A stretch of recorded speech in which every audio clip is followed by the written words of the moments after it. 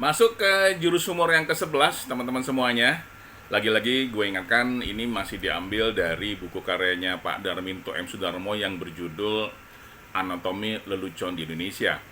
Di jurus 11 ini sebenarnya jurus yang biasa digunakan ketika banyak komedian sudah mentok, ya, sama materi yang diangkat, kemudian reaksinya dari penonton biasanya biasa-biasa aja. Nah, jurus yang ke-11 ini adalah seks sebenarnya, ya. Biasa dikenal dengan blue material kalau di stand up komedi. Dan memang ini apa ya? Mengandung makna menjurus ke porno-pornoan atau malah justru full porno.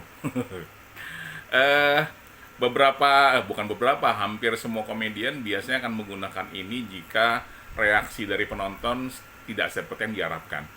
Dan banyak mereka menggunakan strategi ini atau jurus humor ini ketika ada di wilayah yang bukan untuk ditayangkan di media.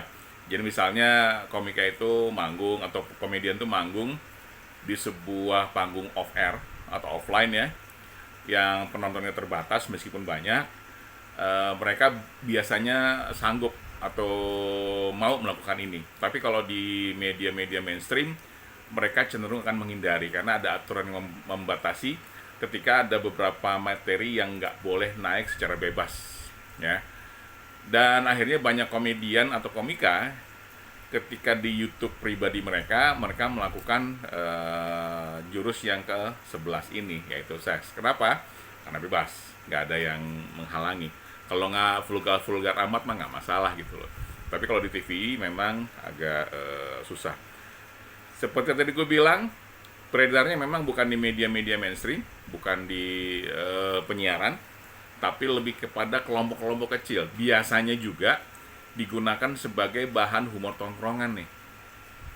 Kalau banyak orang atau banyak komika yang kemudian muncul dari wilayah-wilayah tongkrongan, dulu banyak menggunakan materi-materi pendekatannya seperti ini. Ini memang bukan materi yang gue sarankan karena tidak semua orang nyaman dengan materi atau jurus yang seperti ini. Tapi bukan berarti ini nggak pernah digunakan. Sebagai bahan obrolan, ini malah bikin kenceng nih, ya, materi seperti ini. Makanya materi ini biasa beredar di kalangan terbatas kayak kantor, temen, atau antar komunitas, atau anak-anak tongkrongan. Ini sangat biasa digunakan, ya. Gue sendiri apakah pernah menggunakan? Untuk beberapa kesempatan iya, gue menggunakan, tapi tidak selalu. Untuk kalangan kampus jelas harus gue bilang tidak, ya. Kalangan formal harus gue bilang tidak. Bahkan semi formal pun gue nggak sarankan, ya. Kalau non formal dan lo tahu siapa yang ngajak ngomong, dipersilahkan untuk menggunakan materi-materi seperti ini. Lagi-lagi karena ini kita hidup di kultur Asia yang masih sangat mengedepankan sopan santun. Gue nggak bisa bilang terperangkap di budaya, tapi kita masih sangat patuh sama budaya untuk bicara yang baik-baiknya saja. Jadi materi ini memang sangat tidak disarankan untuk orang-orang yang tampil depan publik yang kaitannya sama media. Tapi kalau off air dan lu merasa bisa nih kayaknya materi ini disampaikan di penikmat seperti ini, dipersilakan. Makanya kan semua komika atau komedian yang tampil di sebuah perusahaan di luar media mainstream, mereka pasti akan kirim orang dulu. Kalau memang mereka nggak punya tim advance yang ke sana, paling tidak mereka akan ngobrol kira-kira penontonnya siapa, materi apa yang nggak boleh, materi apa yang boleh, dan sampai seberapa jauh kita boleh melanggar hal-hal seperti yang namanya materi di jurus ke-11 ini. Teman-teman sekalian, beberapa orang memang sangat nyaman nih dengan menggunakan materi-materi seperti ini. Kenapa? Karena biasanya reaksi dari lawan kita akan sangat langsung kelihatan tuh, suka atau nggak sukanya, dan emang enak buat diketawain, ya. Tapi lagi-lagi ingat, nggak semua orang bisa menerima hal itu, apalagi ketika ada wanita. Kalau wanita biasanya yang biasa kita lihat di luar agak tidak umum untuk menggunakan materi seperti ini, baik kitanya baik dianya. Tapi kalau di kelompok kecil seperti kayak persatuan seniman komedi, hal itu biasa, sangat biasa banget, dan itu bukan dianggap sebagai perundungan, tapi bagian dari bentuk keakraban. Karena ketika lo dengan bebas ngomong agak sedikit porno ke temen lo meskipun dia wanita dan dia tidak marah, itu artinya level persahabatan lo sudah di atas rata-rata. Lo nggak lagi tersinggung dengan apa yang disampaikan sama lawan bicara lo. Tapi lagi-lagi ingat, nggak semua orang bisa seperti itu. Gue punya temen yang sudah lama, ya gue tetap harus menjaga omongan gue di depan dia. Biar gimana dia perempuan dan harus ada hal-hal yang kita mesti perhatikan etika bicara dengan lawan jenis kita. Nah, di beberapa seminar, apalagi seminar tentang seks, nah ini apalagi udah seminar tentang seks ya nggak masalah lah. Hal ini nggak akan dilewatkan oleh pemakalah untuk mendapat respon maksimal dari pesertanya.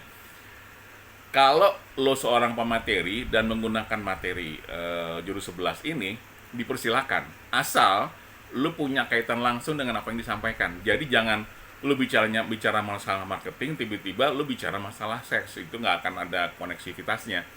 Tapi ketika lo mendagangkan atau memperkenalkan produk yang kaitannya sama aktivitas seksual, itu sah-sah aja, nggak masalah. Orang nggak akan bertanya. Tapi ketika lo bicara masalah yang sama sekali nggak ada kaitannya, lo ngangkat materi ini akan jadi pertanyaan tuh. Dan biasanya respon positif yang kita harapkan tuh nggak akan muncul. Yang ada malah, jorok nih orang, bohong nih orang, tak kayak kota nih orang. Pasti akan begitu yang timbul. Jadi memang gue harus sarankan untuk tidak menggunakan ini. Kecuali, lagi-lagi kecuali ya teman-teman ya, ketika lo menemukan ada hubungannya materi seks ini dengan apa yang lo sampaikan. Orang kreatif biasanya akan menemukan jalan. Semua tuh pasti terhubung kok sebenarnya, ya. Tinggal gimana lo mencari kaitan di antara keduanya. Contoh nih misalnya, ya. Gue ngajar tentang public speaking. Bisa nggak gue ngomongin tentang seks? Bisa. Gue akan bilang, hati-hati dengan materi tentang seks karena 1, 2, 3 pertimbangan. Tapi gue tidak mempertunjukkan adegannya, gue hanya menceritakan boleh apa enggak materi-materi seperti itu digunakan untuk materi public speaking. Agama, nah kan agama juga ada yang mengatur bagaimana kita berhubungan, ya. Tapi gue nggak akan bicara itu karena gue bukan expert di bidang agama, gue nggak berani bicara sesuatu yang gue nggak paham. Tapi seharusnya ada materi ke arah sana, setahu gue, ya. Jadi teman-teman sekalian, gunakan ini sepanjang ada hubungan langsung dengan apa yang lo sampaikan, ya. Beberapa komedian memang menggunakan ini sebagai jalan terakhir. Ketika semua udah nggak ada yang tahu, lo pakai ini biasanya akan dapat respons. Ini udah jurus pamungkas nih kalau komedian naik panggung tapi nggak lucu-lucu. Mereka kan pakai ini sebenarnya sebagai penutup supaya tetap bisa diingat meskipun sebenarnya nggak enaknya diingat sebagai seorang komedian yang agak jorok gitu loh ya. Terima kasih. Kita akan lanjut ke jurus-jurus berikutnya. Oke. Okay?